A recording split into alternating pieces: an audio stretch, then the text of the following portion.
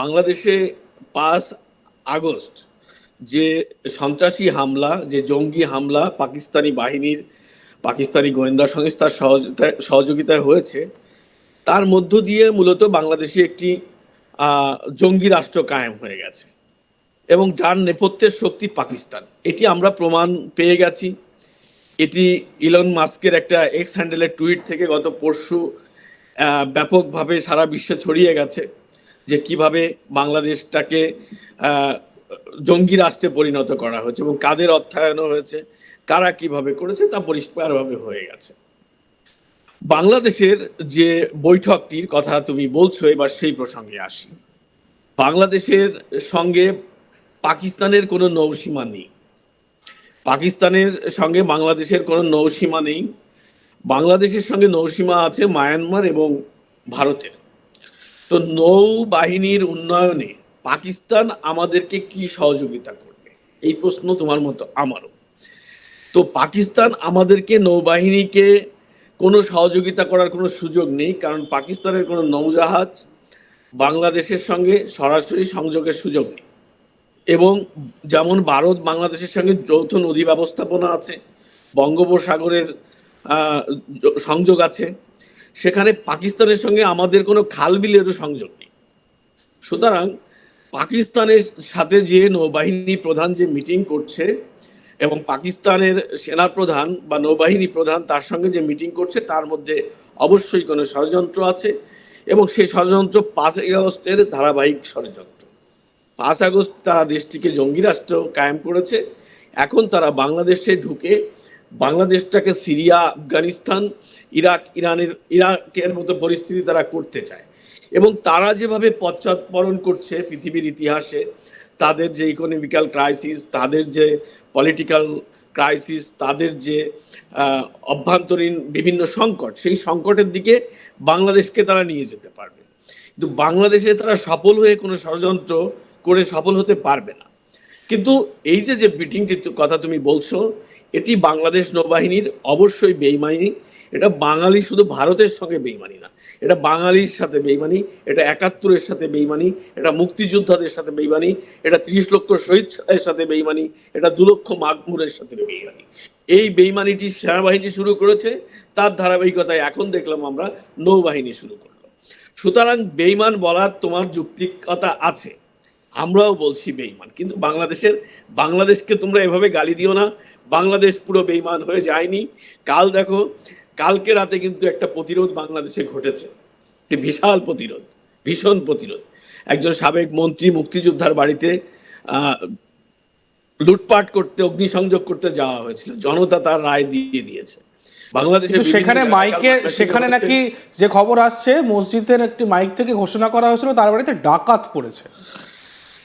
দেখো, চোর তাকে সেভ করার জন্য তার যুক্তি তুলে ধরবে, এটাই স্বাভাবিক। কিন্তু আমরা তো ভিডিও ফুটেজ দেখেছি, সেখানে যে যারা এই আক্রমণের সঙ্গে জড়িত ছিল তারা নিজের মুখেই বলেছে তারা ওখানে কেন গেছিল। হ্যাঁ, তারা নিজের মুখেই বলেছে যে কেন তারা ওখানে গিয়েছিল। তারা নিজেরাই বলেছে যে তারা ছাত্র সমন্বয়ক। তো ছাত্র সমন্বয়করা রাতে বললেন, যারা মার খেলেন তারা বললেন আমরা ছাত্র সমন্বয়কদের কথায় অগ্নিসংযোগ করতে গেলাম। আর দিনের বেলায় ব্রিফ করে বলা হলো যে মসজিদের মাইকে বলা হয়েছে। হ্যাঁ, নিশ্চয়ই বলা হবে, এটাই তো মানুষকে সংগঠিত করার জন্য মানুষকে বলতে হবে না? এটা তো তারই ধারাবাহিকতা। তুমি একটি বাড়ি অগ্নিসংযোগ করতে যাচ্ছ, লুটপাট করতে যাচ্ছ, মানুষ যেভাবে পারে প্রতিরোধ করে। মসজিদ তো মানুষের জন্য, মসজিদের মাইক তো মানুষের জন্য ব্যবহার হয়, সেটা তো যোগ্যের কাজ হয়েছে, উচিত কাজ হয়েছে। ডাকাত মারা কিন্তু ইসলামে বিধান আছে, ইসলামের শরিয়া অনুযায়ী ডাকাত মারার বিধান আছে। হ্যাঁ, তো এই পর্যায়ক্রমে 5 আগস্ট থেকে কালকে 7 ফেব্রুয়ারি প্রতিটা দিন ডাকাতি হয়েছে বাংলাদেশে, ডাকাতি হচ্ছিল, তার প্রতিবাদ শুরু হয়েছে। ডাকাতদের প্রতিবাদ করতে হবে, প্রতিরোধ শুরু হয়েছে। সুতরাং আমরা আসল আলোচনায় আসি যে বাংলাদেশের কোনো বাহিনী জাতির সঙ্গে বিশ্বাসঘাতকতা করে দেশের সঙ্গে বিশ্বাসঘাতকতা টিকতে পারবে না। দেখো, পূর্ব পাকিস্তান যখন বাংলাদেশ নামে স্বাধীন হয় 1971 সালে, সেই পূর্ব পাকিস্তানে কিন্তু পাকিস্তানি সেনাবাহিনী ছিল, পাকিস্তান নৌবাহিনী ছিল, পাকিস্তান বিমান বাহিনী ছিল, পাকিস্তান পুলিশ বাহিনী ছিল। তাদের মধ্যে কিছু সংখ্যক লোক বিদ্রোহ করে মুক্তিযুদ্ধে অংশ নিয়েছিল, আর বাকি কিন্তু জনতা, সাধারণ মানুষ, তারাই কিন্তু প্রতিরোধ গড়ে তুলেছিল সেই হানাদার বাহিনীর বিরুদ্ধে এবং বাংলাদেশ স্বাধীন করে। আজকে সেই সাধারণ মানুষ আজকে সেই দেখছে, সেই সাধারণ মানুষ, সাইদুল বাবু আমি আপনার সঙ্গে একমত যে হয়তো গোটা বাংলাদেশ বিশ্বাসঘাতক বা বেঈমান নয়, ঠিক বলেছেন আপনি, কিন্তু সেই বাংলাদেশের মানুষরা দেখছে তাদের জাতির পিতা শেখ বঙ্গবন্ধু মুজিবুর রহমান, তার 32 নম্বর ধানমন্ডির বাড়ি, প্রাক্তন প্রধানমন্ত্রী শেখ হাসিনার বাড়ি এরকমভাবে ধূলিসাৎ করা হচ্ছে, সেখানে নারকেল গাছ ভেঙে নারকেল চুরি করে নিয়ে যাওয়া হচ্ছে, হাহাকার অবস্থা। হ্যাঁ, মানে এর পরেও কোনো জাতি উঠে দাঁড়াচ্ছে না, তারা এক সূত্রে রাস্তা নেমে প্রতিবাদ করছে না। হতে পারে বিএনপি, হতে পারে বিরোধী দল, মুক্তিযুদ্ধকে তো অস্বীকার করা যায় না। বিএনপির অনেক নেতাই এ বিষয়ে কথা বলেছেন যে বঙ্গবন্ধুর বাড়ি, বঙ্গবন্ধুর একটি অঙ্গলি, ওনার যে অঙ্গলি, এই অঙ্গলি থেকে দূরে, মানে অঙ্গলির ইতিহাস দূরে রাখার মতো ক্ষমতা বাঙালির নেই।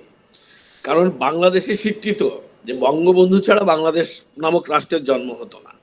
বঙ্গবন্ধুর বাড়িতে যে ম্যাসাকারটি হয়েছে সেটি 5 আগস্ট শুরু হয়েছিল, সেটিকে নিশ্চিহ্ন করা হয়েছে গত পরশু রাতে। তো তার কিন্তু সেজন্যই কিন্তু মানুষ ফুঁসে উঠেছে, আজকে আমি তো তোমাকে যে কথাটা বলছিলাম যে বাংলাদেশের মানুষ 1971 সালে কিন্তু গণমানুষের ডাকে বাংলাদেশের স্বাধীনতা হয়েছিল, কোনো সেনাবাহিনীর ডাকে নয়, কোনো বিমান বাহিনীর, কোনো পুলিশ বাহিনীর ডাকে নয়। ঠিক সেই পরিস্থিতি বাংলাতে আজকে শুরু হয়েছে, বাংলাতে আজকে সেই পরিস্থিতি শুরু হয়ে গেছে। মানুষ তাদের ডাক দেওয়ার জন্য মানুষ এখন রেডি, তারা এখন প্রতিরোধের জায়গা তারা তৈরি করে নিয়েছে এবং সেই প্রতিরোধটি গাজীপুর থেকে শুরু হয়েছে, সেই প্রতিরোধটি বাংলাদেশের বিভিন্ন জায়গায় ছড়িয়ে পড়েছে। ময়মনসিংহে আমরা দেখেছি, কাল যশোরে দেখেছি, এর আগে পটিয়াতে হয়েছে।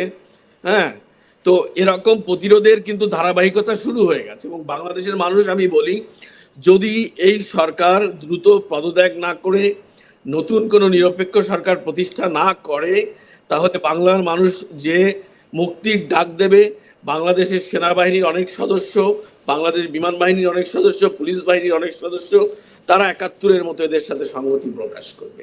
সময়ের ব্যাপার মাত্র। কারণ আর এত বড় নিকৃষ্ট, এত বড় নির্যাতন, এত বড় নিপীড়ন, এত বড় বেইমানি মেনে নেওয়া যায় না। যে জাতির পিতা, যার জন্ম না হলে বাংলাদেশের জন্ম হতো না, যে বাড়িতে বসে তিনি বাংলাদেশের মুক্তিযুদ্ধের নেতৃত্ব দিয়েছেন, পরিকল্পনা করেছেন, বাস্তবায়ন করেছেন, সেই বাড়িটি ইতিহাস। সেই বাড়িতে কিন্তু বঙ্গবন্ধু পরিবারের কেউ বসবাস করতেন না, সেটি কিন্তু বঙ্গবন্ধু জাদুঘর ছিল, যে জাদুঘরে বঙ্গবন্ধু তার মুক্তিযুদ্ধের ইতিহাস, তার জীবদ্দশার রাজনৈতিক ইতিহাস, তার জেল জীবনের ইতিহাস সংরক্ষিত ছিল। মানে বাঙালির ইতিহাস, মুক্তির ইতিহাস ছিল। সেই ইতিহাসটি তুমি ধ্বংস করলে কার সাথে?